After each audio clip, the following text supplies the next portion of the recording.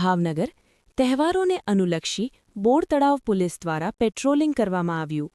ભાવનગર તહેવારોને અનુલક્ષી બોર તળાવ પોલીસ દ્વારા કુંભારવાડા સર્કલથી લઈ પીપર ચોક સુધી કાયદો અને વ્યવસ્થા જળવાઈ રહે તેને અનુલક્ષીને પેટ્રોલિંગ કરવામાં આવ્યું હતું.